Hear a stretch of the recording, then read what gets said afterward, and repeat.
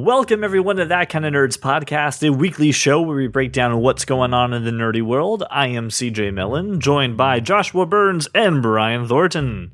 Why do I feel like I'm on The Price is Right every time you do that? I was going real announcer voice for that one. You're the next contestant. Come on down. Come on down. I'm that guy who bets like $1 more. Yeah. No, or the $1 guy. Yeah. Anyway. Yeah, that Ford Explorer, that's $1. Before we begin covering our wonderful topics for this week, I do want to take a quick moment and talk about the wonderful box that is Loot Crate. Loot Crate is a monthly subscription box service for geeks, nerds, comic book lovers, and pulp culture aficionados. Every month, subscribers receive a new mystery box full of collectibles, figurines, apparels, and awesome memorabilia, as we saw last month too. Each box contains at least $45 in value, and many of the items are created just for the Loot Crate community. Each crate has a theme. This month's theme is dystopia, so it focuses around Fallout and RoboCop and Bioshock. There's going to be a lot of fantastic items. You have until the 19th of every month to subscribe to that month's box, and then it is gone forever. So do yourself a favor and go get a coupon code for your first month. Go to thatkindofnerd.com/loot. LOOT. That's thatkindofnerd.com/loot. LOOT. Josh wanted to take a quick minute though and talk about his upgraded box that he just got. You just got the DX box, right? The DX Power Box, which is it's a huge box. So when it comes to your door and you see it, you're super excited. But it was I sent you guys a bunch of pictures of what was in there. It was a pretty great box. It was. I'm so jealous. I remember there was that Mark II Iron Man. No, it was a Mark V, a metal Iron Man with like a functional arc reactor and like a Street Fighter like duffel bag. I was extremely Street Fighter. The duffel bag was like the coolest thing. And you got a Skeletor shirt, which I'm wearing. This badass Skeletor shirt, so long sleeve T-shirt, and a Captain America snapback, which I wore. It's like here. Look, you can't see it. First class selfie. Me wearing my Captain America snapback. Nice. The other thing too, I like the pin. It was a picture of Stan Lee's face and the POW stuff, and it's all exploding behind him. Yeah, it was very cool.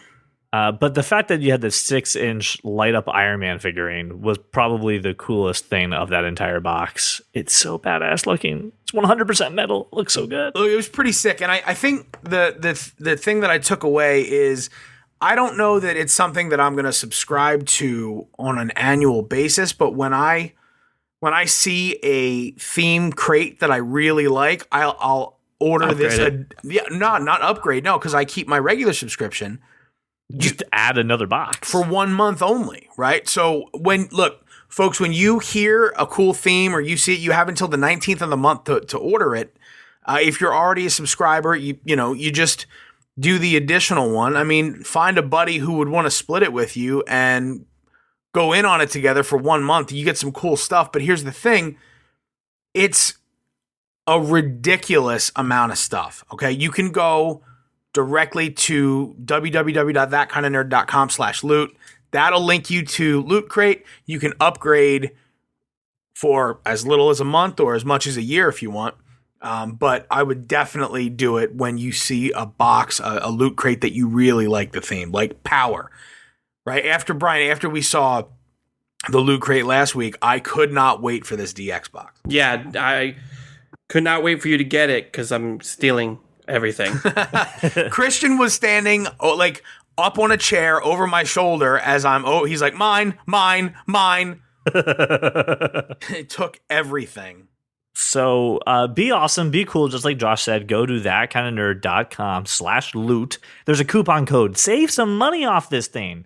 So that way you don't pay full price. Don't be that person who pays full retail. Come on. We're helping you out. Go to thatkindofnerd.com/loot. Now, this is interesting. This is the first time ever on the show we've actually done true, legitimate follow-up. We had talked about Comixology last week with their unlimited $6 subscription service, and we say unlimited with air quotes because we had a lot of questions about what's available, what's not available. Brian, you've got your iPad in front of you, and I know you downloaded the application. So what can you fill us in with this unlimited $6 deal? I do indeed have the iPad, and it's actually pretty solid. So there was a lot of questions about what was available, mainly, and a lot of pretty decent titles right off the bat. Not all of them are available from issue. Well, most of them are available from issue 1, but you only get like certain amount of issues. So, for example, Hellboy, you have the first 3 volumes of the trade paperback, which is a good like 21 issues. Spawn, you have and this, I'm not talking about like the relaunch of Spawn. This is the original release, Todd McFarlane. You have single issues all the way up to issue 14. So like some pretty solid amount of things. Can I tell you $6 though? That's a steal. Can I tell you that I told you about the comic book shop that when they launched Spawn, instead of subscribing from issue 1, I continued my subscription of like Silver Surfer or some shit. Mm-hmm. This is how dumb I was as a kid. But there is a lot of content, and I can't really go into all of it. I went into a little bit of it last week.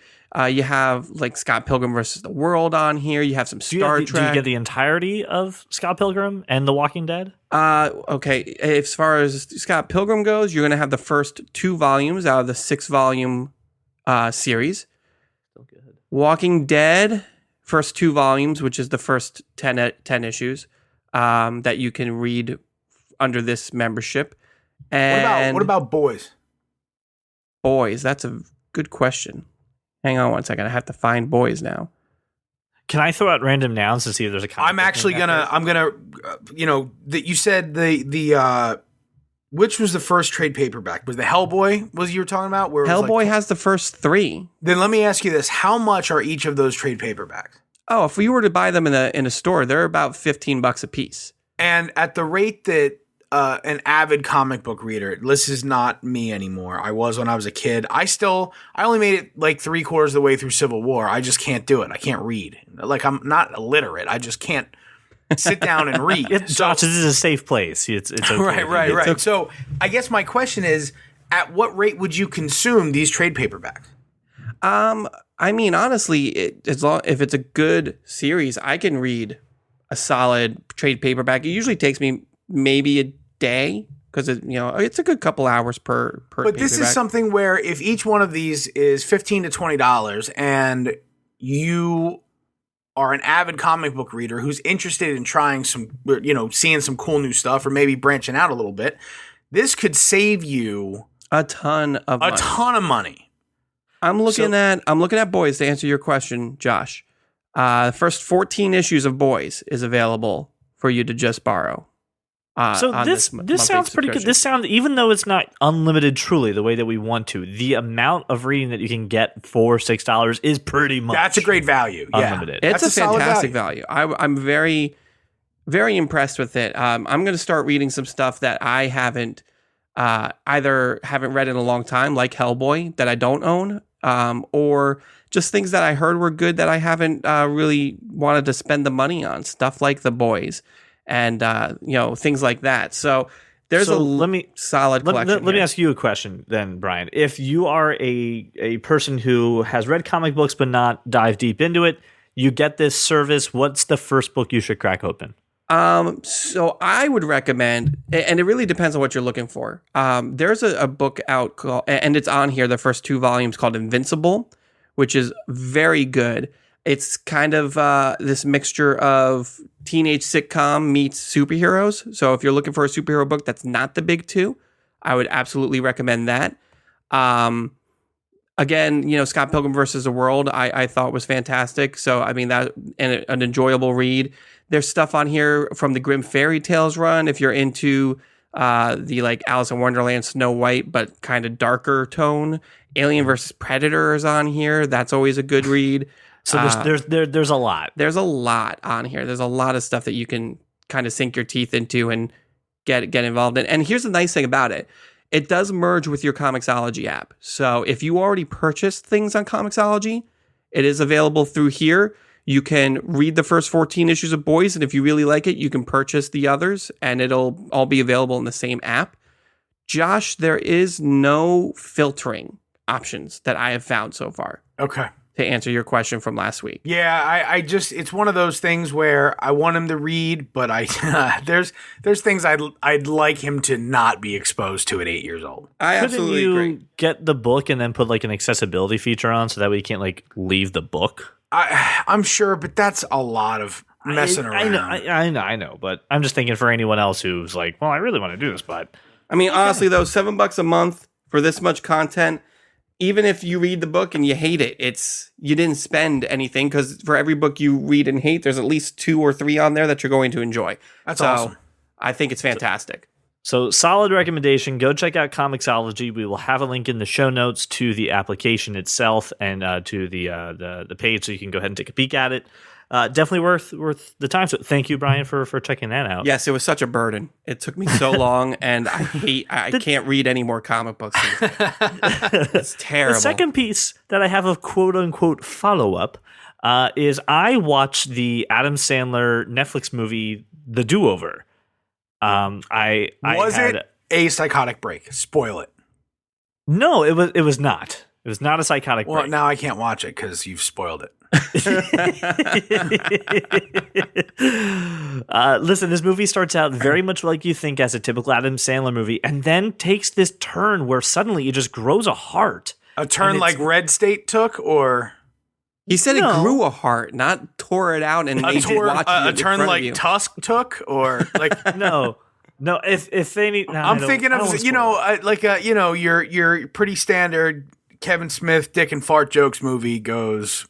Completely awry. I would say Mallrats when Stan Lee shows up and he has that heart-to-heart talk, right? A turn like, wow. A turn like Dreamcatcher took.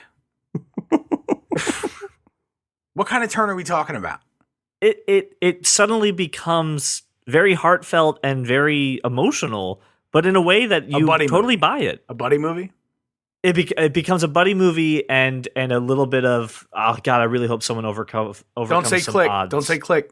Not click. I did not cry. Okay, so not emotional that way. Okay, yeah, I enjoyed Click. So listen, I will tell you, this is actually a very good movie. I would like we said when we initially talked about it, I would have not put down money to go see. Well, no, but that's the brilliance of Netflix, right? But the Netflix model, it's brilliant. It's so good. So I would highly recommend watching the movie The Do-Over.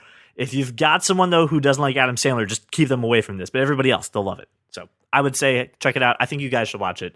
I think I'll check it out. Quickly adding to Netflix before we move on, though, is new season of Peaky Blinders, and I'm getting nothing but rave reviews. So I'm not there yet. I have to wrap up Sons of Anarchy, and then I will probably go to Peaky Blinders. So definitely worth talking about. So let's move on to the actual part of the show, stuff that we talked about. I would like to take a couple of minutes, talk about some Cape talk. So X-Men Apocalypse. We all saw it. Josh, did you see it yet? I thought I didn't know what you meant by cape, but now I get it. Just, superhero Cape talk. Cape of New Hope. Cape Canaveral. I didn't know. Yes. Can we talk about Cape Canaveral? No. That would be a great. Not on this show. And especially considering that there's no chance Brian and I received anywhere close to the level of knowledge about Cape Canaveral as you did during your MK Ultra training. It's not. We can't do it. My level of intelligence of Cape Canaveral is minuscule at best. So, all right. So not Cape Canaveral, but superhero talk. Superhero talk. I'm good with that. I want to talk a little bit about X-Men Apocalypse. Not so much spoiler talk, but the fact that there's some problems. The real concern I have is the damn timeline with X-Men. This is now, the 6th X-Men movie? If you include the Wolverine movies, it's the 8th. Right. God damn it. So I'm so confused as to where we are. And I don't want to spoil things, but I need this resolved before I can feel okay about where the hell we're going. Well, I think my bigger problem with the timeline, having not seen Apocalypse and not needing to, basically based on where I see where it's going, but I guess my problem with the timeline is that if we're gonna stick with McAvoy and the First Class timeline, which is where we're at, what was the purpose of sending Wolverine back at all? Like, you know what I mean? That was supposed to complete the circle. Yeah. Do not fret, my children, for I have read many articles about this. Oh, yeah? And come bringing gifts of knowledge that will most likely anger you. Are you ready? I'm ready for you to drop some science, brother. So I read an article with an interview with Bryan Singer that addressed this exact issue about what the heck's the timeline at this point. It's still a little confusing. Bryan Singer pretty much said the CJ equivalent of sorry, not sorry, when he says, we're continuing with the First Class timeline. Days of Future Past pretty much erased X-Men 1, 2, 3 and the Wolverine movies. Which is exactly what I said it did, CJ. Erased them. Oh! Now, here's exactly what he said, because CJ, kneel before Zod. Because everybody's initial reaction was like, wait a second, if that's the case, what was the point of that last scene having Wolverine back at the mansion okay. with all the people? Listen, I'm going to go ahead and do this, and I'm only going to do it once. And Papa Thornton, I'm sorry. You fucking fucks both said that I had my head lodged so far up my ass I could check my dental work. So I guess what I'm saying is eat a bag of dicks. Papa Thornton, we apologize. Anyway, you can take off the earmuffs now. Anyway, to which Bryan Singer, after everyone was like, wait, I don't understand why with that scene at the end of Days of Future Past, said, it's not completely erased. It's just erased. It's open. Things can still happen that happened in those initial movies. No, hold on. You have to listen to this quote. Let Brian finish this quote. He literally said, we are at a point where anything is possible. Things can turn out the way they did in the original 3 if we want them to. Sure. But things can completely be different as well. Because it reset the movie back to the beginning of... It's exactly what I said it was. I'm so glad that you're happy. I am just more infuriated and, I am and ear confused to ear and mad. with Vindication. I'm fully tumescent with Vindication. and I'm fine with it if that's the case. I think that my question is... If you're continuing the First Class timeline, how are you sending Wolverine back? Like, how does this keep happening? It's a paradox. No, it is a paradox. It's absolutely a paradox. That's what I said. But we're not getting Cable or anything in these movies, right? Well, Cable will show up in Deadpool. Right, but he's not going to be tied into the X-Men, right? Well, they're talking about crossing Deadpool and X-Force into X-Men. I don't understand what the question is. What's the question? Cable is part of the time traveling mechanism. I need you to also X-Men. remember that Deadpool takes place in present day, whereas the last X-Men movie took place in the 80s, like 86. So I just know that Cable and has the been next X-Men movie is supposed to take place in the 90s. So we're not going to. My question is, how did Wolverine get to the 80s? How did he get there? You mean to the 70s and Days of Future Past? No, I know that. I'm saying, how did he get to... I mean, he was in Apocalypse, I'm assuming, and I don't... Mm-hmm. So how did he get there? At the end of Days of Future Past, Stryker takes him. He's in Weapon X in Apocalypse. They find him in Weapon X. Okay, good. Now I'm happy. I thought Mystique stopped Stryker from taking Wolverine. Am I wrong? No, you're wrong. Okay. That's You're all wrong. I needed. I'm thrilled. Okay. I'm thrilled and right and thrilled.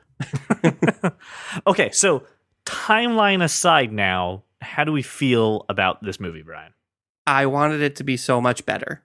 I'm in the exact same boat. Here's the thing that upsets me the most is that if we're going to continue with this timeline, they should be doing a better job of developing these overarching stories and connecting these 3 movies, and they haven't. No, they should. What you really want them to be is Marvel Studios, and they can't be. No, so I want them to be Marvel. I want X-Men to be done by Marvel. I'll go back to I say this every time we talk about a movie that isn't a Marvel movie. You see everything through Marvel rose-colored lenses, and you judge everything based upon how amazing the Marvel movies are. And I think that as a true believer, that's admirable, and you should always continue to do that. And I think that as an objective observer of nerd culture, you have to at some point suspend that standard and say they're not gonna be this movie, hence Ant-Man. They're not all gonna be. The problem I love how you take the quick opportunity to throw Ant-Man under the bus, as if no one was gonna notice. It wasn't a Marvel blockbuster, right? So it's not they all, and X-Men. The thing is that we are used to X-Men being the blockbuster because it was before we really had big Marvel movies. The problem is I have seen the vision of good, and I just want everything to live up to that vision. Look, I guess once a retail manager, always a retail manager. You can't take it out of me, bro. I see that you can do it once. That means you could do it 1,000 times. Go. Right. Well, that's exactly what it was. I know, and I get it. I understand thoroughly being in the people development business. Once you see something done right, it has to be done that way all the time. Yes. Make my martini the right way every time. I'll say this. This was a good movie, and I think there's a lot of critics out there being very, very harsh, and I think they're in the same boat that we are, Brian. They're the same thing. Marvel. This is a Marvel. But overall, even as a movie, it was a good movie. I do think that 70% of it, just like Brian said earlier when we were talking about it, is... Oh, you're going to steal my thunder again? Is Apocalypse... You're going to steal my thunder again? What is 70% of this movie, Brian? What is 70% of this movie? Okay, so my main issue with this movie is that 70% of this movie is Apocalypse trudging along, collecting his horsemen. Like, it really is just that. It's Lord of the Rings. Here's your suit, here's your haircut, and come be evil. He comes up and he's just like, hey, you look powerful. Let me give you this sweet suit and a nice haircut. Now you're one of my horsemen. You're Randall in Clerks 2. That's 70% of the movie.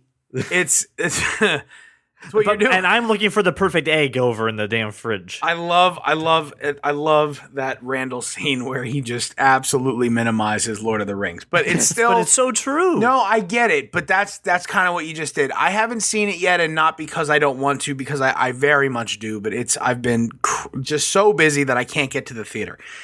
I'm very excited to see it. I think that when it comes down to it, we have to see where the story goes. I mean... It gets dark quick, and I feel so. The Apocalypse story was dark, right. Yeah, but the reason it gets dark has nothing to do with Apocalypse. Nothing. That's to do part with of the problem. Not right. Like Apocalypse. I mean, my other gripe with this movie is Apocalypse does not just seem menacing enough for me. I mean, that's just me. Maybe I'm wrong. My brother's seeing it tonight. I'm sure he's going to call in and yell. So I thought he was menacing. I just thought he spent too much time recruiting people and not destroying things. Yeah, I mean that was my main gripe with the entire film. So the other, oh darn it, just lost my train of thought. Oh well. Well, what was the other 30%? If 70% was Apocalypse, recruiting. The other 30% was Mystique being emo girl, and come Professor on. X. That's too harsh. Come on. The entire movie, she's just angry. She's angry at everything. No, come on. The only reason... No, hold on. Come on. Mystique is running away from what the world wants her to be, and she's struggling with the fact that people are looking up to her. That's not emo. That's struggling with the identity that's been thrusted upon her. Wasn't Mystique traveling through time, though, as well? No. No. I don't mean in the cinematic universe. Oh, okay. Everybody's traveled through time in the X-Men universe at one point. I guess what I'm saying is not only was the thing about Mystique, and if there's any character development that reads into the character at all, she's, essentially at this point early 20s-ish as a character, but she's probably 60. Well, yeah. She doesn't age, that's why. Right, well, that's what I mean, is that I think she's experienced a lot, and she keeps coming back to times that are incredibly frustrating. So I guess I'm okay with a little bit emo, especially out of Jennifer Lawrence, but I don't mind the Mystique storyline that we've seen thus far. I like what's happening with the characters. I want to make sure. I guess I want to know while he's recruiting all these horsemen, are there backstory? Like That's the thing. A little bit. A very little bit. It's very the person who has the most backstory is Magneto. Yeah, absolutely. The other three are very short, if anything. And that I kind of have a problem with because that's the thing. There's no real development as to any of these characters' motivations, with the exception in a brand new timeline. Right, in a brand new timeline. Yeah, no, like there's no explanation as to why Psylocke joins Apocalypse. Literally none. Kind of bothered me. We need to see Olivia Munn on screen. I did not complain 1 minute about her kicking ass with the sword. I just wanted a little bit of backstory and more than 4 lines from her. Okay. So that I understood why she was doing I mean, it doesn't spoil the excitement. I'm trying to gain a little bit of context. I will say the coolest part of this movie, the thing I was like the most jazzed about was Nightcrawler. I think the way that they did Nightcrawler in this movie was they did him the same exact way in X2. I know. So he's not Mystique's son. They never allude to anything. He could be. They don't tell you where he comes from. He is. He is. I know, but I don't know how you do it in this. It's the son of Azazel and Mystique. Yes, but like I don't know where Mystique would have a kid in this timeline. There's 10 years in between each movie. What do you mean? I don't know where it would happen. He can also travel through time. So let me listen. Traveling through time is going to be the excuse for how this happens. If it happens. Forget about that. The last movie took place in 1977. This movie takes place in 1986. That is 10 years for her to get knocked up and have a kid.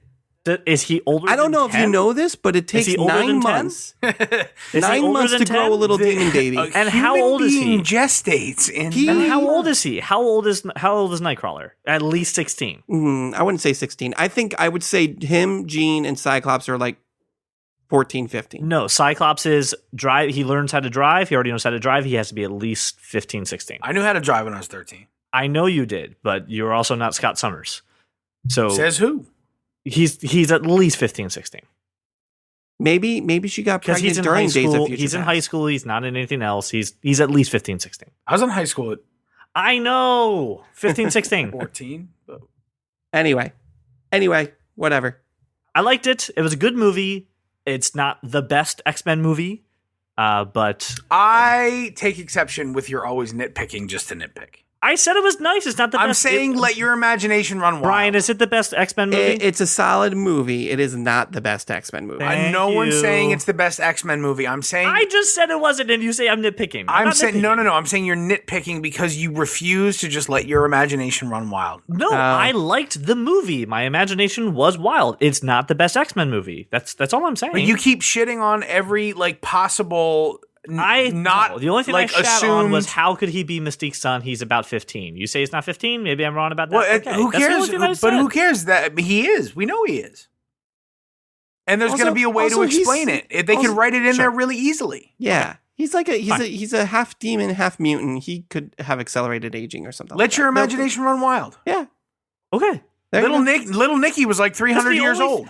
Everything else I'm cool with. I'm okay with everything else. I'm just like, hey, how are they going to do the explain Little Nicky being 300 and his love for Kentucky Fried Chicken. So let me ask you the final piece of our superhero talk, our cape talk, whatever we're going to call it.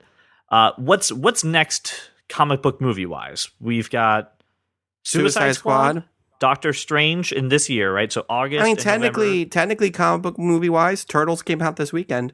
Turtles, which I saw last night, by the way. I think CJ's referring to Marvel DC. Yes. Oh, so we've got what? Then you need to say Marvel DC. Okay, in Marvel DC, we have what? Suicide Squad, Doctor Strange this year. So that's what's wrapping up 2016. We've got the Wolverine sequel that we don't know about, which I'm really jazzed about. That's next year. That's next year on March 3rd. And then what? Guardians in May? Guardians in May. Lego Batman in February. Thor in November. Lego Batman. Are we doing a Wonder Woman movie? Wonder Woman's next year. I don't remember. Did you say Guardians? We said Guardians. I don't remember when Wonder Woman is. Wonder Woman's June 2nd next year. And then Spider-Man in July. Correct. Right. Listen, I mean, Brian. When do we get another X-Men movie? 2 years from now. Wow. Remember how shitty I said June's looking like it's going to be? June 2nd, Wonder Woman. Biggins. Huge movie. I will say, unrelated to superhero movies, June 16th is Kingsman 2. That's a comic book movie. That is a comic book movie, technically. Look, much like... But that's cool. Much I'm just like, saying, June's got one movie that we're like jazz back. Much like the NFL draft class of 2017, apparently the movies of June 2017 are going to be amazing. So here's the thing I have. So it seems like we're going to get a little bit of a break, just a little break from comic book movies to breathe and collect ourselves after we hit November. Use right? a warm cloth to dry off, sure. We get to chill.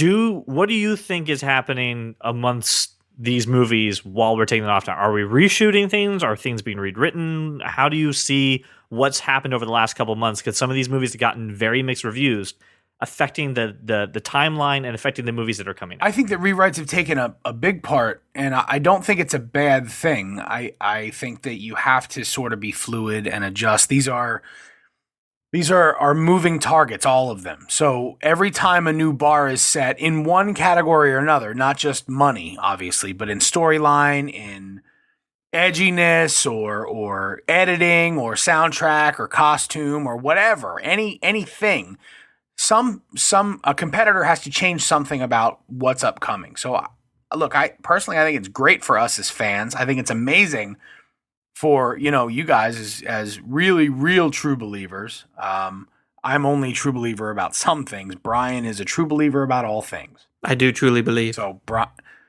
Brian, do you think that some of these negative reviews are shaping the movies that are coming out, and you think we're going to get very different movies, or are they going to stick to their guns? I think if they're not looking at that and deciding what they're going to do with their future movies, then that's just stupid on their part. I mean, there's a few things already in the can. Wonder Woman's done shooting. Right. Guardians of the Galaxy is almost done. Guardians has to be done. Wolverine's got to be like very close to wrapping. No, Wolverine just started, bro. For movies like this, you have to think, if it's a 90-minute or 120-minute movie, they're probably shooting 3 hours plus of footage. Editing can change everything. That's true. That's true, too. That's true.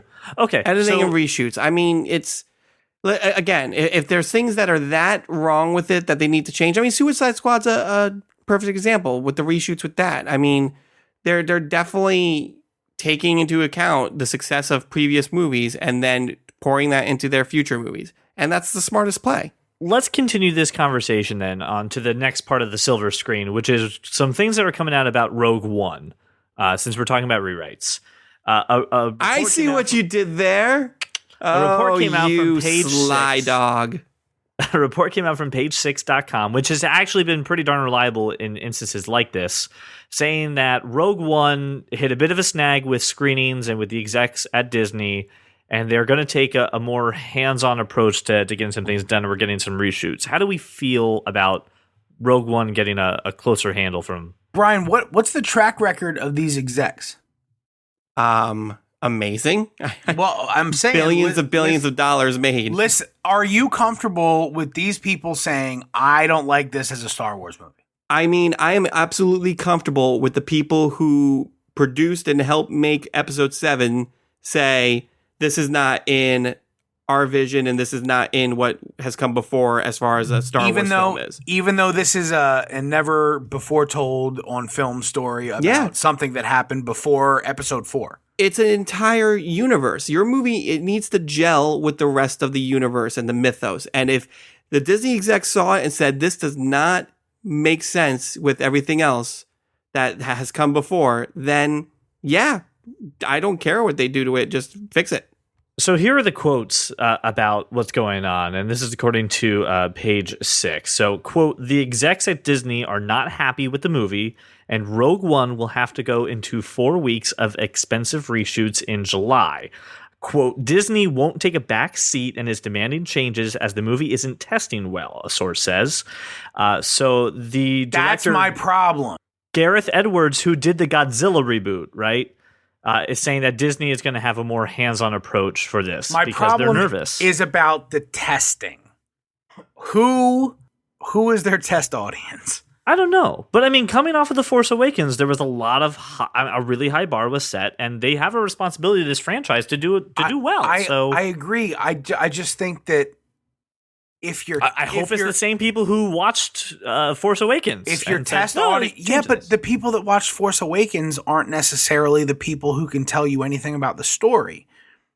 The test I'm just audience saying I want the same people. can be a bunch of people with their heads up their asses. So that is the subjective part of this that I worry about. Who is the test audience? I mean, I definitely agree with you there. Because If it's John Public, CJ, this movie could be supremely screwed. No, Right. I get that. I agree. Right, Brian? no, absolutely. And we won't know that. But the other part too is, I mean, We need more explosions. I just don't buy into this character. You know what? Right. None of this has to do with the story, guy. So that's my problem with test audiences. But You just quoted it like a Michael Bay. I think Michael Bay is the one watching this movie. Right. Well, and that's the problem is if they want this to be a popcorn flick, it's not testing well in terms of dollars and sales. That's a problem. Yeah, I mean, we're dealing with, anonymous sources. So, I mean, take this with the grain of salt you need to. But, I mean... No, see, because you just said how reliable this place has been about reporting that's shit. that's all right. So, True. No. True. And it's no not grains just, of salt. If it's reliable, then then I have problems with the test audience. And it's not just them. Since then, it's been everywhere. They were the ones who got the leak of the Han Solo casting. So, I mean, they got it before and asked Disney to comment before it was official. So, I mean, they do get their stuff right. You're right. I apologize. Yeah. So, Josh. So then I want to know, really, is this about getting the story really right, or is it going to sell the way we need it to sell? Because that's how I don't feel like Rogue One is a story that anybody gives a shit about except people who love the story. Brian, what do you think? Do you think this is a good sign? Do you think it's a bad sign? Yeah, Biney, what do you think? I do want to point out that my name is Brian, not Biney or Brian or whatever the hell you just said. Brian, what do you feel about this? He called you Biney. He just turned into Dexter right in front of us. I just like I said before, if that's the way they want to go, Disney is hugely successful in everything that they do, whether it be a Marvel movie, whether it be a animated film or a live action adaptation. They know what they're doing. I'm just going to let it ride. Final question I have for both of you. Gareth Edwards is the director. He did the Godzilla reboot. I enjoyed the Godzilla reboot. I did. I would say, do we trust him to continue with Star Wars? Surprisingly, the Godzilla movie was very good, and I loved it as well. And I didn't think it was going to be. My questions aren't, and my problems aren't about the direction. It's what Brian just said. Disney's flawless, except I didn't say they were flawless. I just said they know what they're doing. They know what they're doing. Alice Through the Looking Glass proves that Disney is not flawless. I guess my overarching problem, is that the people that have to do with Marvel Studios aren't necessarily the same people that have anything to do with Disney. And you can't link Disney to Marvel. And this is Disney's first go round at a Star Wars expanded universe story with no framework. True. It's just very tenuous. You seem a little verklempt, Josh. Are you okay? I'm not going to lie to you. When I read this article, I became very concerned because I think there's great potential in the Rogue One story. Yeah. And especially in illuminating how amazing the expanded universe is after the Rogue One story. But if they don't do it right, we're never going to see it on screen.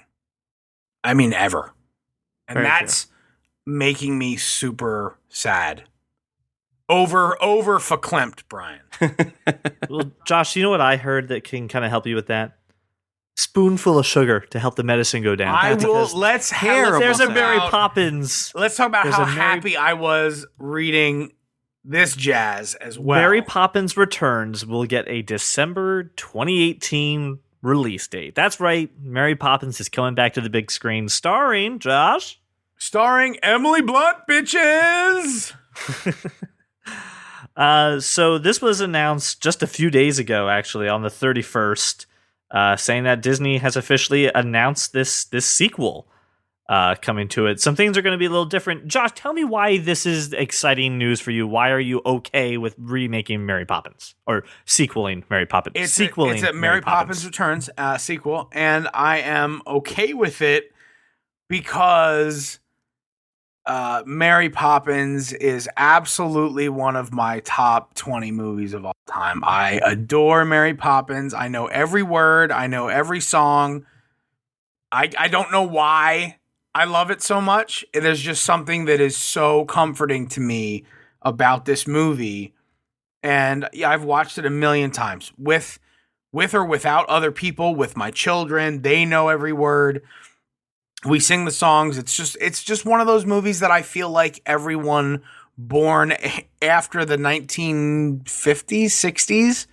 When was this? Dick Van Dyke? I mean, when was the 1964 into a movie starring Julie Andrews? Anyone born after, let's say, 1970, this is a huge part, I think, of childhood and CJ, if you can't appreciate it, I love. And I was gonna say there was a flaw in your MK Ultra training. No, and what's really great too is that Rob Marshall is going to be directing it. If you don't know the name, you will know him from Into the Woods.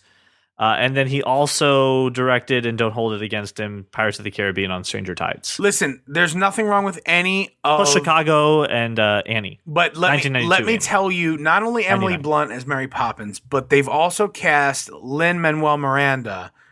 Now, yes, he's become this huge name recently because of his Broadway show Hamilton that you cannot get tickets to, and if you do, they're just... $600. Hundreds of dollars.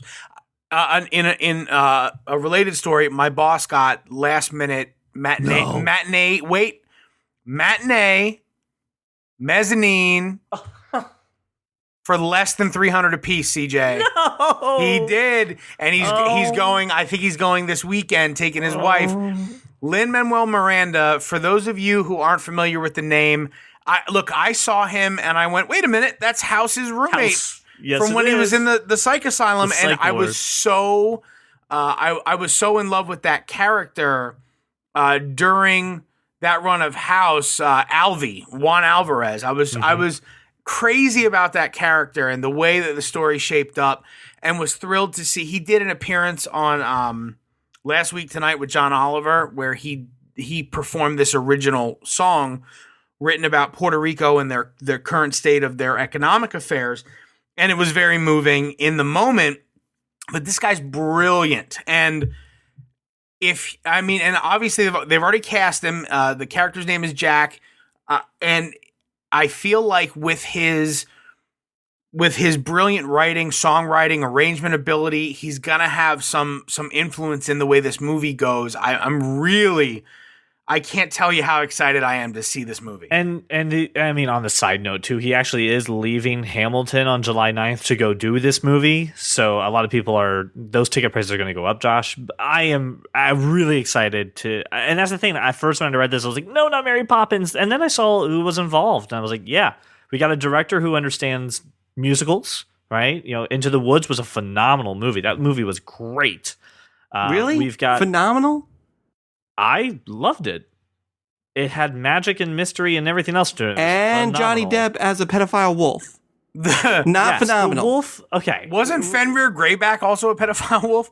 The July 9th, just so you guys know, the July 9th tickets for the Hamilton show, the closing show, are selling for almost $10,000. $10,000. Yep. It's amazing. Just to give you an idea of the talent that we're going to see in this amazing franchise. Disney, brilliant. And again, then also a win for you folks who are going to want to see this shortly after the release. When it hits Netflix, we should see it on Netflix because of their new contract. That's right. So this should have been a follow-up. We got some more details actually saying that it's the entire catalog, Josh. You may be able to get Sword in the Stone. That don't take that as law just yet. Brian, everything's coming up Millhouse. Right now. It's become a little more clear. It's not 100% official, but everyone's saying, hey, we are having a more likelihood of this happening. So I'm excited. Brian, you've been very quiet on this subject. How do you feel about Yeah, you Mary made no Poppins? comments about Mary Poppins, Brian. I enjoy the movie. Oh, I think now someone's MK Ultra. No, I think mad. You went someone's mad. been recruited. Say Hail Hydra, would you, Brian? Just say Hail Hydra for me. Hold on a second. What does your father think of Mary Poppins? I don't honestly know what his opinion I'd on be Mary willing Poppins to bet is. your father loves Mary Poppins. I mean, I grew up watching it. I've seen it multiple times. I find it hard not to love that. The Dick Van Dyke portion of that movie with the worst British accent ever. Just the most endearing characters you've ever met in your entire life. Dancing penguins, dancing animated penguins with Dick Van Dyke. They hopped into and the carousel became a horse rack. Come on. He doesn't give a shit. I'm really confused by your passion right now, CJ. You don't give a shit about this. I don't know. I didn't say I didn't give a shit about this. It's a year and a half away. I'll get excited when it gets closer. What? You won't even. Oh my god. I mean, there's Is so this how much you guys stuff feel when you happening. talk to me all the time? I'm so sorry. I owe you apologies. Yeah, this is pretty much how I feel talking to you every single time I talk to you. I'm surprised you guys don't drink more. Little do you know. That tie that I wear to work is also a flask. I came here to do two things. I drink and I know things. I'm almost out of drinks. Okay, so Brian's not sold on it for some I didn't say I unknown wasn't reason. sold. I'll definitely go see it. And I would like you to send your hate mail to Brian at thatkindofnerd.com. I would love I to think you should direct clarify it this there. because you're putting words in my mouth. I do enjoy the Mary Poppins movie. I am all aboard for a sequel with Emily Blunt because I think Emily Blunt is just as magical and may in fact be the real Mary Poppins. And it means we might get a John Krasinski cameo at some point. Oh yeah, who knows? That would be great. But I Can he be an animated little figure that dances? I Yeah, would pay to see yeah. He John could be like a little Krasinski do squirrel that. or something. John Krasinski squirrel. Yeah. but I'm just not all nerding out over the sequel just really yet. hurt by this, but okay. Listen, all they did was say we're making it. Which, to be honest with you, that's Two enough. amazing. which three to be amazing honest fucking with you, people. would you let me finish my damn sentence? No, because you never do it to me. So I no, have known about this movie for months now that this was happening. You've Sorry. withheld this from me for months? Thanks for doing that, man. It was something that I heard. Hey, rumors happening that this could be a thing, and By then the all of way- a sudden now they officially announced it's a thing. So December 2018. I was just about to say it's a Christmas movie. It is at this point forever away. it's a long time away right now. It is so forever away. We are talking about 2.5 years. That's what I'm saying. Again, I'll get excited when it's closer. I don't But that's still. I don't want to waste my excitement. There's so much other things to get excited for right now. Does it take Excitement? 2.5 years to make a movie though? Why is it 2.5 years away? Probably for scheduling with Emily Blunt, stuff with their scheduling as far as movies releases go. Yeah, there's a whole bunch of stuff. I mean, the movie itself will probably only take a Listen, couple years to make. it can't come soon enough. That's basically this is the only time I've seen a movie this far ahead that wasn't superhero related and been like, yeah, I can't wait. I can't wait for this. I very much cannot wait for this. Do we have time to? If you don't talk about Harry Potter, I swear to fucking God, CJ, I will murder you where you sit. Oh, please do it. Why don't you? And you can make this a stinger. I don't give a shit. But if you don't talk about Harry Potter, I will murder you where you sit in your fucking parent's house. Well, everybody, hang that's on, hang all the on. time that we have for this show. Hang on. There's something going on with Harry Potter? I'm gonna scream. Josh, please go ahead. Please tell us what is the news that we Akio'd today. Akio'd? We expectoed a glimpse. We expectoed a glimpse behind the scenes of Harry Potter. Harry Potter and the Cursed Child. I don't know if we're going to go full British and call it the Cursed Child or That's what it's titled. is it cursed or because that word is cursed, by the way, CJ. It If you would be read in cursed. English, it's cursed. I read it English. Oh, the King's English. Shat on the turtle, Roy. So, Harry Potter and the Cursed Child. We have a show, a theater show Stage production. about a story written by J.K. Rowling. Isn't the book coming out soon?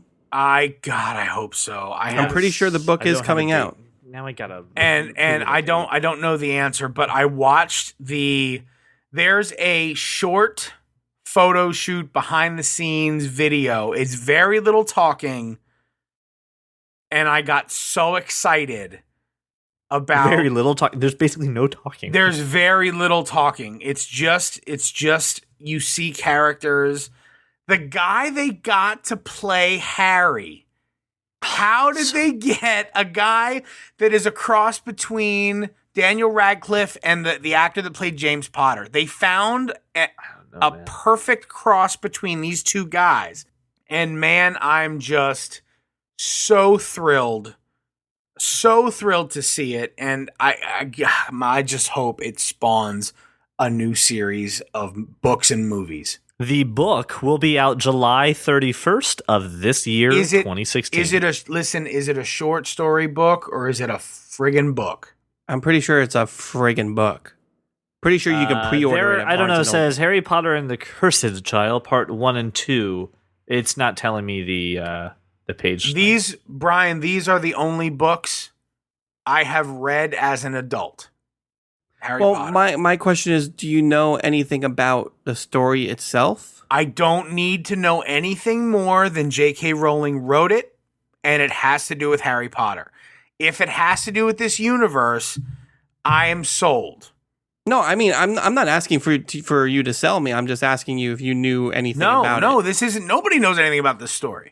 The plot synopsis reads, it's always been difficult being Harry Potter, and it isn't much easier now that he's an overworked employee of the Ministry of Magic, and god damn it, this website gave me a pop-up, so now I have to clear this out.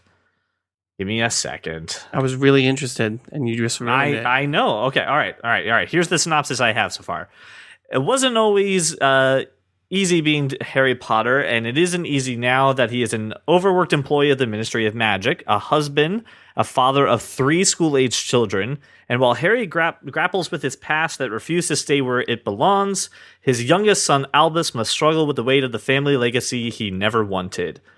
No, that's pretty much it. So basically, that's it. That's all they've really given us. And right. We don't know anything about the story. We know nothing. I also feel like saying it wasn't always easy being Harry Potter is the understatement of the year. Of the century, of the millennium, of all time. It was never easy being Harry.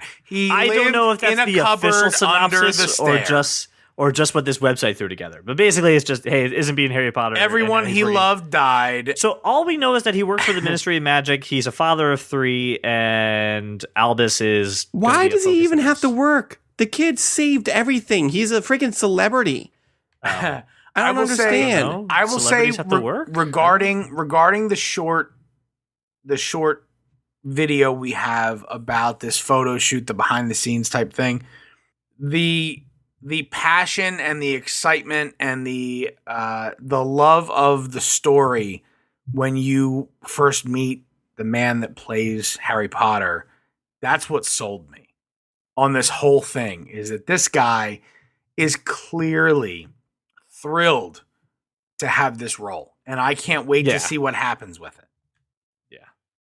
It looks amazing. I'm actually very excited for the book too. I want to see this on stage. I want to see this. Yes. Well, go to London then, because that's the only place it's playing, right? I'll go to the West End. Damn it, I will. And look, I've been looking for a reason to take Laura to London in 2017. Just ironically. Listen, it's like Harry. You both know that she and I are ridiculous Anglophiles. We just are. We love anything British. It's so ridiculous. So I started talking to her about, a vacation, and I was looking at, what do you think? And she mentioned something about London. And I'm like, well, why don't we go? Why don't we just do it? We'll book, first class tickets, round trip. We'll just do the whole thing. And she's like, my new company, they've got a UK office. And I said, well, Square Trade has a UK office. Don't start talking shit, because I'll move now. And you'll see Doctor Who before us, you son of a bitch. I look, I'll move right now. Like, you want to move to London? Here, the only problem is I may not have a job because I'll be a football hooligan. So there's You could be a secret agent, though. I mean, we've seen that happen before. Look, this is the thing. Like, I would go. I'd take the flight. Beautiful first class cabin on the 787. I'll just go. It'll be amazing. If this is the thing that gets me to London for the first time in my life, I'm perfectly okay with that. You know what the thing is? I want to go to Ireland and London before I'm 30. You take a train, brother. You just go. That's what I'm saying. I could just. Is this the purpose of the to-go bag? Because I don't know. Yes, this is the exact purpose of the to-go bag. Are you trying to tack like that kind of nerd trip onto my vacation with Laura? Is that what's happening? I'm just saying I don't go anywhere. I would love to go outside of Pennsylvania. So you've been to San Diego? I'm going to San Diego again this July, actually. I know he's going to Comic-Con this year. Yay! Go to Comic-Con. Wait. I have a question for Brian. Are you excited for this at all, or are you Mary Poppinsing? Comic-Con? Mary Poppinsing? No. Harry. I don't want Josh to kill me when I say... Oh, come on! Brian. Listen, This is great. I get to turn the tables on Brian this episode. Go, Josh, unleash. Go. Tell him how listen, horrible. it's not that I hate it. It's not like I understand. Harry Potter was never my fandom, so I'm not. The Harry Potter. It wasn't. It's not. the best story ever. I'm not like freaking out about it. I understand why people are, but I'm not. I can't understand how. Are you playing Overwatch as we record this episode? No. You son of a bitch! I'm looking at your glasses and I see. Maybe I'm not playing Overwatch. While and you're not talking. You're playing Overwatch. I don't know what you're talking about. I got to. You guys started talking about Mary Poppins, and I got an invite. You son of a bitch. So I was like, I can squeeze in a match while they talk about Mary Poppins. I can't believe you're not sentimental about the Harry Potter. I never read the books when they came out. I didn't even watch the first movie until my girlfriend at the time made me. By then, they were on movie 3. So, like, this isn't something that was ingrained in me from the moment it came out. Me either. It's not that. It's a great story. I enjoy the movies. I only read the first 3.5 books. I just, for me, it was my roommate, Jen, and her daughter, Alex. They watched Harry Potter together, and I saw it, and I was kind of like, well, this is kind of dumb. What? There's, like, goblins and stupid things and whatever. And I wasn't into it. Laura was into it. I watched. She had read the books, and I started watching the movies, and then I only read the last 2 books, but those are the best 2 books, Brian, that I have ever read, ever. They're just the best things ever. Have you read? Have you ever read the other ones, or just? No, I can't. I can't. You should audiobook the other ones. I know, but I'm not going to, because who has that kind of time? I read the 2 books at the end of. I felt like I had enough introduction to the character and the storyline. There was a lot more Hermione in the books, obviously, than in the movies. She wasn't the same Hermione, but at the end, I was incredibly sad that it was over. These are just the best stories that I've ever read. There's nothing better for me. And this looks like, and just like because J.K. Rowling's doing this is a great addition to the mythology of it. I think it's going to be great. I agree. It's just not my fandom. No, I'm cool with that. I guess I didn't expect you to be so meh about it. I mean, listen. Here's the thing. I don't read and I don't watch plays. So these are already 2 things that I'm not going to do. You can't read? But I can read. But you had that one experience at a play that was incredibly awkward. That was extremely awkward. Hence why I don't do plays. Thank you for reminding me, Josh. There's always a chance someone's going to get naked and I'm going to have to sit here. Not in Harry Potter, though. I don't think so. No. All right, well, that's all we have for this week. I want to thank Josh and Brian for hanging out with me and talking. Now it is time to go to Westeros and to talk about the Game of Thrones. I do, again, want to quickly remind you guys, go check out Loot Crate. It's very awesome. Go to thatkindofnerd.com/loot, LOOT. Get yourself some gamer gear for a very inexpensive price. We also want to hear some feedback from you guys. So if you ever have a topic or you want to yell at Brian for his disdain for Mary Poppins. There is no disdain. I'm just gonna up the ante now every time. Stop putting freaking words in my mouth. Or if you guys want to celebrate how right I was about the X-Men timeline, you can also reach out about that.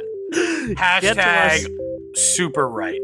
Get to us at 484-373-4119. You can also get us at Twitter at That Kind of Nerd and on Facebook at facebook.com/thatkindofnerd. So thank you so much for listening, and now it's time to go to Westeros and talk about Game of Thrones.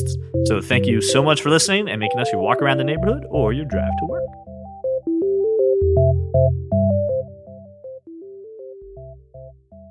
CJ, kneel before Zod. Make my martini the right way every time.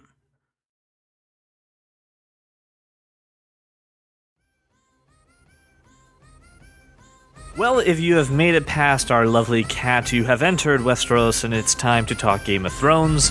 We are joined by our special co-host. I'm going to just call him a co-host for this segment. I feel like that's what we need to do. This is the Greg and Josh go at it for a while. Craig and Josh go at it for a while. Ladies and gentlemen, we're joined by Craig Newcomb.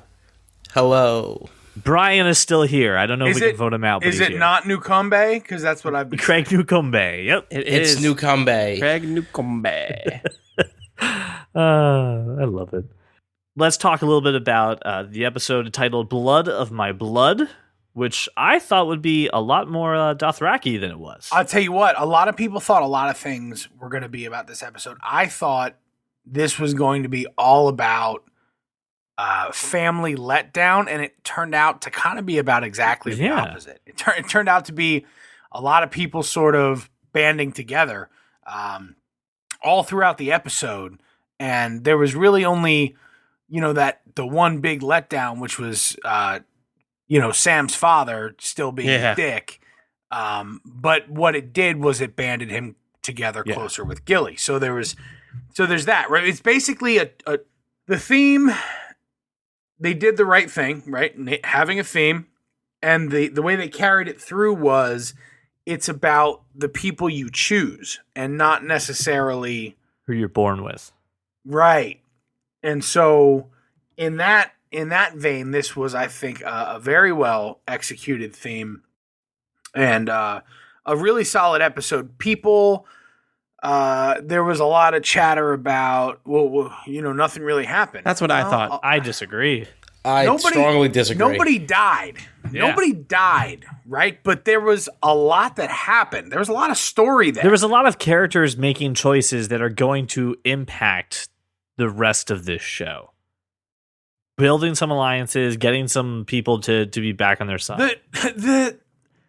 The King Tommen that was the biggest thing that happened. Huge. The Faith Militant and the High Sparrow. So let's talk about that. How fucked is everybody else? I don't see. And the thing, Tommen is still impressionable. Yeah, but Marjorie's not. Sorry to jump in, but I've been thinking about this since it aired. Marjorie's up to something. She went to her brother, who's held by the Sparrow, and she was trying to pull something off, but her brother, he's gone. He's broken. He's a broken man. Forget about it. So this is her way out. She's up to something. I don't know what, but I remember specifically her saying, I don't want to be queen. I want to be the queen. Right. Joining the Faith is not her way of doing that. She's up to something. Yeah, I looked at her going, okay, what's the angle? Please tell me you're not brainwashed. And I can tell that Marjorie wants us to believe that she's brainwashed or that she's bought into this. Well, I mean, she's been a scumbag forever. Right, but I don't think she's a repentive scumbag. I don't think she's seen the light. No, I'm saying she is Cersei Jr. Yes, Yeah, absolutely. Very, very right.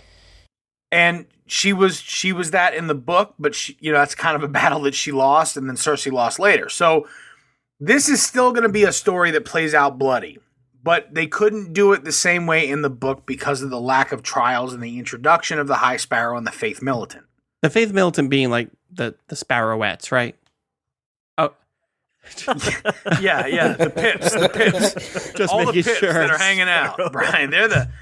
That's the Faith Militant, is all of the militant-looking faithful people in Can I watch frocks the show with Brian Thornton with glasses? fucking head and tattoos. he names things I'm not sure. Like this is and I'm feeling the same letdown that I think a lot of people felt about Game of Thrones. Is this entire episode, CJ, Brian's just been shitting on everything. That's very true. Yep. And we He's good at that. we started with Mary Poppins. We moved on to Harry Potter, where he further defecated on my Brian, dreams. do you just want to go play Overwatch and just get back to us later? Now he's like, oh, with the Sparrowettes, yeah, the fucking mean guys with like barbed wire bats and burned tattoo crosses on their heads. Yeah, those guys. Don't forget the big fake chains. militant. Right, and yep. The entire reason that Jaime Lannister won't unleash the King's Guard on the High Sparrow because of the faith militant. Okay, I'm just Yes, confirming. Sparrowhead. No, I'm answering Okay. yes. I'm saying the answer is yes. It's the role reversal Sparrowettes episode. is who Brian's I been meant. very CJ this episode. I'm very, very upset about this. Anyway, so all right, so let's think. What does Jaime have left? What does he have to combat what's Still going on? has Everything. Cersei. Everything. He has Cersei, and Jaime Lannister may have lost his sword hand, but he is still a brilliant strategist. Right? It's not like it was just Tyrion and Cersei got the smarts. Jaime is the most like Tywin. He does what he wants, when he wants, and how he wants. Exactly like Tywin Lannister. For all of the preaching Tywin did all the time about the status and the name and for all that shit, he was always contradicting his own beliefs in aligning with folks and then usurping or killing or somehow other taking the power for himself. Jaime's no different. He flies it under a flag of rebellion, But he's just been kicked not. off the Kingsguard and he's being whisked away, right? He's being sent. Craig, give me. I mean, tell me what you think. It about doesn't that. mean anything. He, like you said, he does what he wants. I mean, he killed the king and he stayed the king's guard. He literally did what he wasn't supposed to. He was supposed to protect the king. The only thing he wasn't supposed to do. That exact thing. Like, You had one job. yeah, exactly. You had one job. You didn't. And not do just it. killed him, stabbed him in the back, and then walked around like Kingslayer didn't mean anything. He wore it as like a I'm still the most badge of honor, really, if you think But about now it. it's Yeah. his son telling him that he has to go. Is he going to honor that, or is he It's going to not say his "fuck son. you"? I know it is his son, but he doesn't. I mean, I know he's changing his tune that it's his son this season, but I still don't think he believes in that. I know it is his son. He doesn't see it that way. He has his end goal, and Tommen has nothing to do with it other than Tommen wears the crown. The only thing Jaime cares about is Cersei. Yeah, but That is Cersei all. loves her kids pretty dearly. And whoa, yeah, but you know what, dude? At the end of the day, They're pawns. Cersei Lannister is going to choose self-preservation over her children. Everybody is a pawn to Cersei, hands down. Yep, including her children. She's used them 1,000,000 times over. And Jaime is going to make Cersei happy. That's the only thing he's going to do ever. That's probably his only weakness if you really think about everything that he's done throughout the books or the show. The only poor decisions he's made is in the name of her. The things he does for love. Yep. Exactly right. Episode 1. Thank you. All right, so what was the next big thing that came out of this episode besides what's going on in the Red Keep? The next big thing in Benjen? the Blood of My Blood Arya. theme. I thought Arya. It's- It's Arya Stark Arya's choice. choosing Arya's Arya choice Stark. not to kill that theater lady Choosing- because she complimented her eyebrows. But this goes back to the Stark failure. Time and time again, the Stark family fucked shit up. It's not. I think nobility can't be failure. I don't think that doing the right thing by any. We all want Arya to be a badass. We all want Arya. She is a badass. No, I don't want her to be. She truly is a badass. Think of her body count. I'm with you. I've been saying it forever. We all wanted her to be a faceless man, and choosing to be a Stark. This adds a layer to the story that I had not ever foreseen. So I actually just read an article, and I don't know how it's going to work out, and I really don't know how I feel about it, but apparently the rumor is, this is a theory, fan theory, not my theory, that Arya Stark is going to meet up with Lady Stoneheart. What do you think about that? I would love that. Well, I it don't was know who Lady Nymeria that Stoneheart found Oh, it. and we get Nymeria back? Oh, we can find out. How do you explain it though? Well, Where has not- Lady so- Stoneheart been for 3 seasons? It doesn't matter. That's the thing. In the books, you didn't know. She was just gone, and then she showed up. But they explained her backstory. Do you think they're going to be able to do it in the Brian, show? No, I Lady don't. I Stoneheart, was, you don't know I was Lady just saying Stoneheart. that. She is basically the resurrected corpse of Catelyn Stark, and I don't mean a spirit. I mean her resurrected, But not corpse. like White Walker resurrected. And not like a zombie. No, That's what a White Walker is. not at all. Like a Kind of zombie. She doesn't speak. I mean, her throat's cut, but like... Right. Her throat. Right. So she's a specter, but she can affect the living. That's the only reason I'm calling her a Interesting. walking corpse. Interesting. And she's super powerful and deadly. And that she helps likes fill no out one. some of the story that's book related that you can't just. It helps you fill this gap of while we wait for books to come out. Spoiler alert here. In the book, she does kill Brienne of Tarth. Do you think that happens in the show if they bring Lady Stoneheart back? I think that if it does happen, it's because Sansa will have died and Brienne will have protected Tormund Giantsbane instead of saving Sansa. That was my next question. What does Torrance Steinbane do? I think that, and I said it last show. The moment that Brienne is happy, he is going to die, and she's going to have. I think she'll have a choice to face, and that's save him or save Sansa. And that I think that's perfect motive for Lady Stoneheart to end that character. I didn't think of that, but that's perfect. Score another one. No, for we can't Josh inflate on this man's show. ego anymore. Everything is coming up Millhouse, CJ, and it continues to come up Millhouse. I really didn't think about it that way, but you're right. I mean, it totally disqualifies the books and kind of makes the books completely irrelevant. But you're right. It doesn't make them irrelevant. It links them. Brienne is still dead. Okay. And it doesn't matter. I mean, in the books, there's nothing saying that Sansa would have died. This is And I think we've all agreed that this is the season that Sansa bites it. No, we don't agree. We don't agree, I- CJ. I hope Sansa wins the Game of Thrones.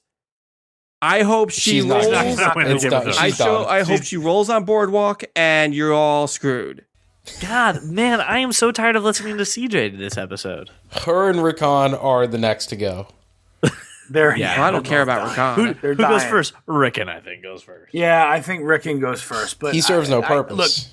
None at all. man. He's had zero screen time either. Arya going back. Arya absolutely was the next. Do you big feel that thing. this was the smart choice on her decision, or is this the thing that's going to be her downfall? The fact that she betrayed the. This was the shocking. And I don't think it is. I think that she's brilliant, and every king or queen needs an enforcer, and Arya Stark would be an amazing.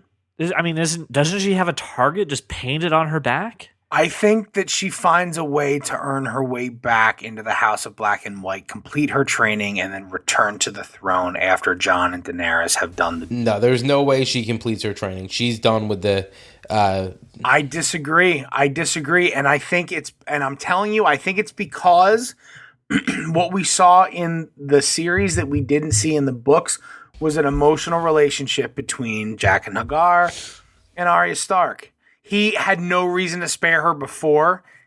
I'm telling you, he doesn't kill her now. I mean, even what I don't think he's about- going to kill her. I don't I think think it's- she's going to escape. even I at the think end she's of this gonna kill that episode, chick. though. Of course. I'm saying she goes back. I'm saying there's no reason she wouldn't be able to go back. I think she flees. No, she's going to flee. Well, I think she's- we all agree she's no. leaving right now. I'm saying this can continue, and her story doesn't have 5 years down Arya's timeline. She can go back, complete her training, and be a faceless man, but in the service of the throne. Can you be a faceless man in the service of the throne, though? I think you can if you're Arya Stark. Listen, the whole crazy thing about this is we're seeing a shift, right? From the old gods to the new, to this faith militant orthodox adaptation. So we're seeing a change, and then you have the red priestesses and the god of fire. It's a holy war. There's nothing saying that the faceless men and the one true God can't be one and the same. the god of the throne. Right? If all that matters is that the throne and the gods are linked, then it doesn't matter which one. It could be the god of fire, it could be the old, it could be the new, or it could be the faceless god. Separation of church and state. God. I don't think it's going to happen. Well, listen, this but episode made that separation non-existent. Right. There is no separation. The closest thing to the crown is the gods, is the faith. And that's the same link that we're seeing with the Azor Ahai and the link to the Red Priestesses. It's the same link we see to the Drowned God and the King on the islands. And it's exactly what we're going to see, I believe, with the Many-Faced God. There's no reason the Many-Faced God can't be the one associated with the throne. All right. So you bring up a point with the Iron Islands. Do you think they're going to sail to help Daenerys? Yeah, they're going to sail and then die. Yep, that's how it's going to be. Hey, here are these ships. Murder them. No. Yeah, at the moment they get there, there's no reason that they don't just kill them all, take the ship. She doesn't want to be married to this dick. No, seriously, that's exactly. Look, I got Euron Greyjoy. I have Euron Greyjoy in my Game of Thrones fantasy league, and at this point, I've gotten what I needed out of him. I'll continue to get some status and maybe some cool one-liners, but he's gonna die, and I'm okay with that because he's a pretender. Everyone from the Iron Islands is a pretender. Absolutely, and they really serve no purpose other to be they've just been a nuisance to get their asses they've kicked. Been a They're nuisance. whipping boys. Right. So let's talk about the other blood of my blood part for this, the appearance of Benjen Stark. Oh, yes. This was awesome. I forgot who he was at first, not going to lie. Since episode 2, he's been missing since episode 2. And back and there were a lot of theories that were out there that he was one of the White Walkers, that he... Well, he is. Yes, but I mean one of the... But he clarified our question, and it is a title passed down. The Three-Eyed Raven is a title. Three-Eyed Crow is a title. I missed that. What did he say? I missed that. Yeah, when did that happen? He was explaining that Bran will learn. That Bran will learn that he got Bran. The guy died. Bran got the download. Oh of the yeah, history you're of the right. Hold world. on, you're now, right. That wasn't. I know I'm right. I'm going to write this entire episode about everything. This is the episode of George. It's the summer of George. Summer of George. Oh, Seinfeld references never get old. He got the download. He got the multipass download. He got the download of the history of the world throughout that time that he was sort of, wide-eyed while they were dragging him. And when he comes to, he knows he's not just Bran anymore. He knows that he's something more than human. He can sense that. And Benjen is now there to guide him to being he's Miyagi. That's for true. Christ's sake. Yeah, but where do they go though? Okay, he's Miyagi. No, he's teaching him how to be the Three-Eyed Crow. It's the Black Panther story. It's all of these hero, it's the crow. It's everything passed down from generation to generation to right wrongs or to bring balance to the Matrix, for Christ's sake. I said that before. He is, I said, what if Bran is Neo and the Night's King is Smith? All these stories are the same story. And this is a title passed down through the generations. He's learning how to be that. And Benjen, blood of my blood, Benjen is going to guide him through learning to be the Three-Eyed Crow with the knowledge of having been converted by the Children of the Forest, with the knowledge of the So am I world. correct in this? Because I did actually have problems. What was Sean Connery? What was his name in Highlander? Because that's what this I don't is. remember. I don't know. Craig? Not a Highlander guy. But Sorry. I'm a Spaniard. Okay, know but what you they mean? get my reference, No, right? I get it. I just don't. This do is they go to this the is wall? the Do old they hang man out to above the Jean-Claude wall? Van Damme in Kickboxer. What? My question with what do they do now? All right, they're reunited. Blood of my blood. Yeah, great.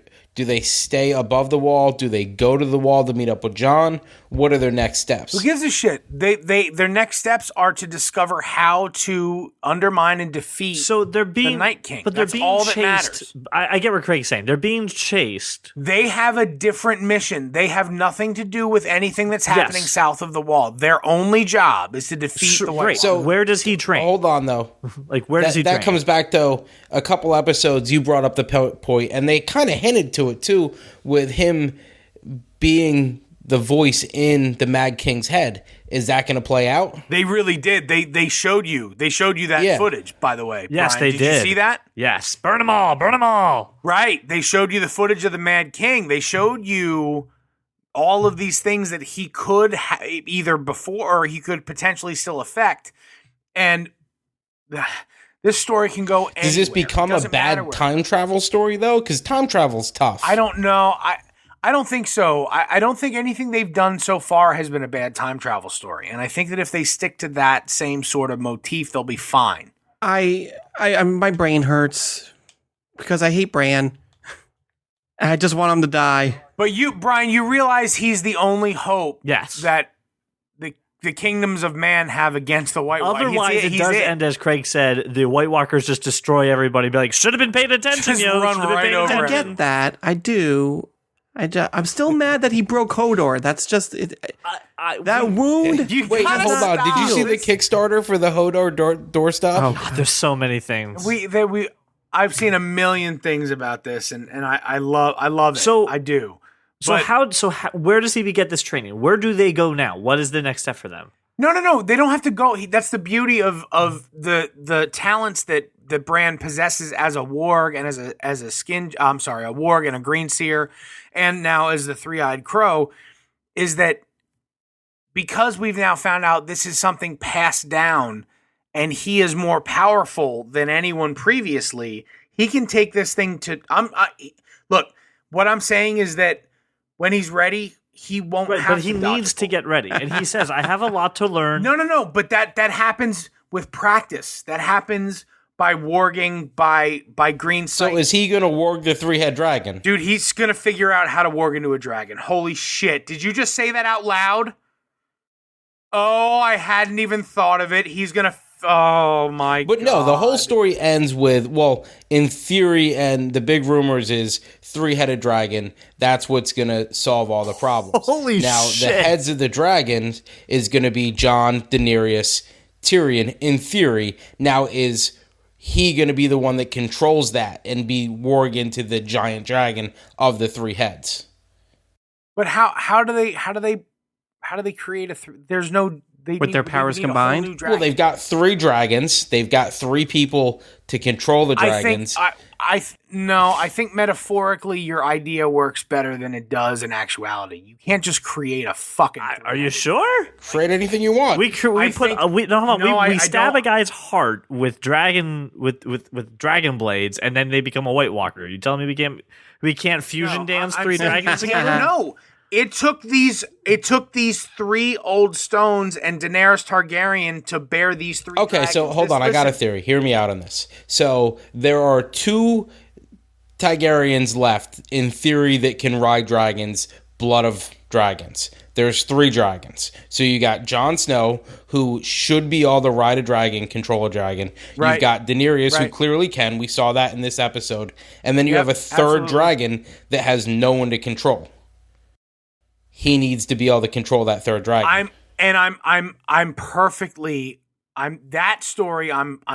fine with. I think that your theory that I think that the three-pronged approach is probably brilliant as a metaphor. And also Bran controlling a third dragon, it's not something I've ever read. So that's a brilliant thought.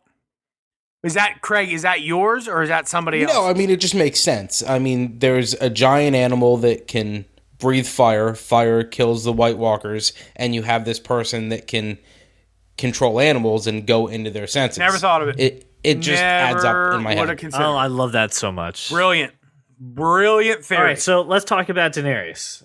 Because she has dragon radar to just find It's like They're when you know her when your kid's children. around. She Yeah. knows where Dude, they are. I mean, I'm a dad. I don't know where my kid is 100% time by feeling it. I mean, and I have a 3-year-old. The dragons aren't that old. You know why you Yeah, can't? but the You know why dragons you can't? the It's your dragons are MK young. Ultra They're training. not that old. They're not young anymore. If you They're would shed old. your MK Ultra training, you would be closer to your daughter. Shed your training. Okay, so she finally gets to do the "How I Tame Your Dragon" moment that we've been waiting for. That's not the important part of it, though. The important part is when they said she's a destroyer or conqueror. She's riding the alpha male. I mean, she's riding Yeah. Drogon. I mean, this is all that matters, and he has gotten formidably huge. I mean, he's bigger than one Hulk. He's big. Remind me to go lowbrow later, because there's a funny Game of Thrones story. Lowbrow. You can always go lowbrow on this show, Craig. You can always go lowbrow. So you porn produced the Game of Thrones porn? Oh, Jesus Christ. I didn't know it was this low. Was it Game of Bones? Yeah, I think so. Nice. I regret Super this low. decision. Super low. I Super regret low. this Like, decision. you know what else is super low? You know what else is super low, CJ? The ratio of cats to males in Brian's that's palatial right, estate is super low. Anyway, you're going to continue talking about Daenerys?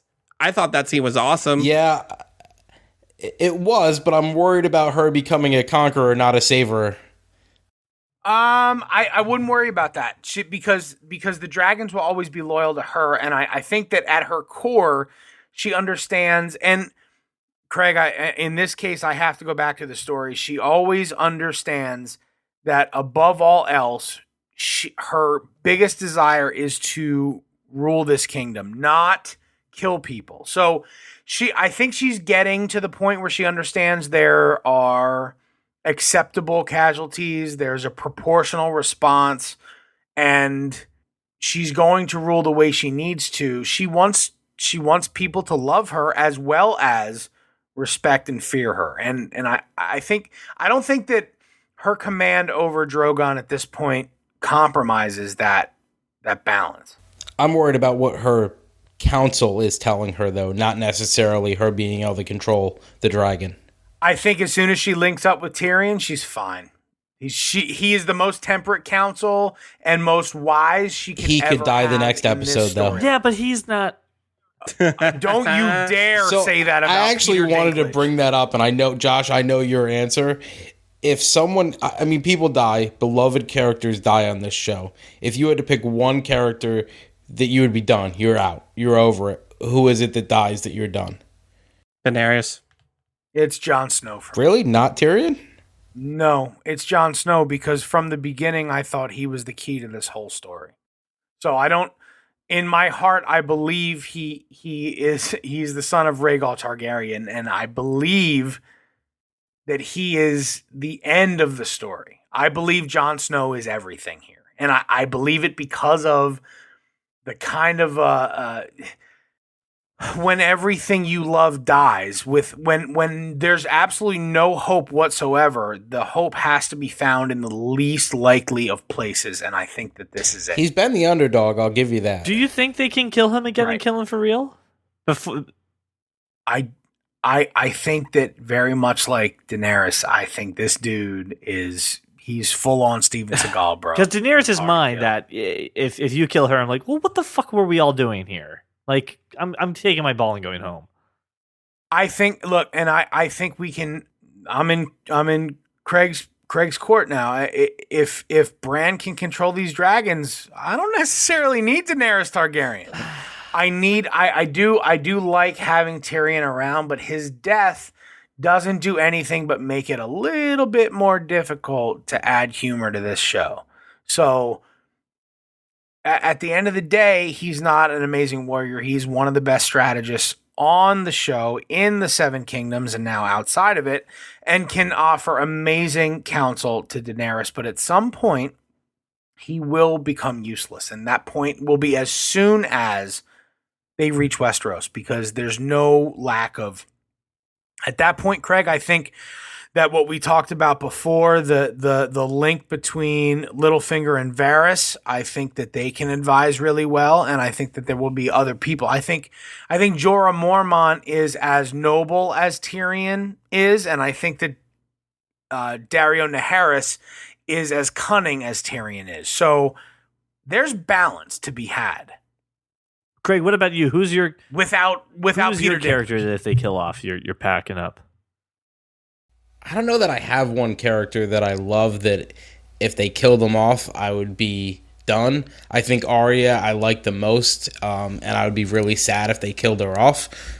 But I don't really have anybody that's so important to the story, or at least the way I see the story playing out, that if they killed off, it would be over for me. I want to clarify. I am not a Jon Snow super fan. I'm not crazy about the character.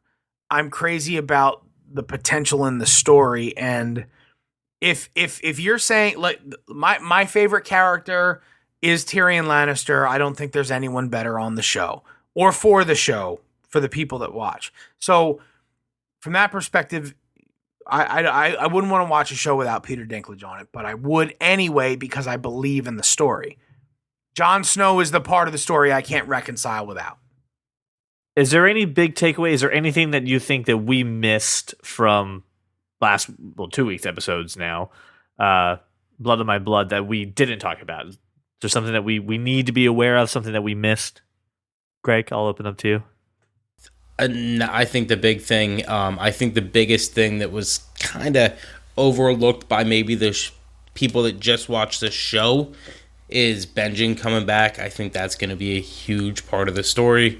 I know we haven't seen him since episode 2, but there's a reason we hit on that. We hit on that pretty hard. I think we think it's a pretty big deal. What about like? So I mean, we hit on Jaime and Cersei, that angle. We talked in depth about Arya. We talked about Benjen. We talked about Bran, Daenerys. We talked about Tyrion just very little, and the Iron Islands very. They weren't really in the episode.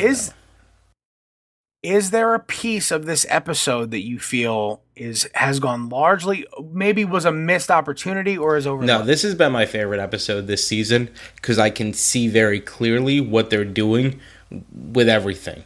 It's a big story builder. Exactly. There wasn't a lot of fluff. It was really to the point. It opened up a lot. Ton of content, not a lot of battles, not popcorn, not special effects. Which is good. This is the turning point.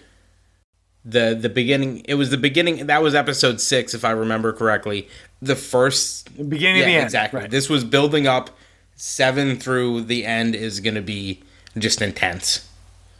7, 8, 9 should be incredibly intense, and then 10 obviously will be a big reveal followed by a ridiculous cliffhanger.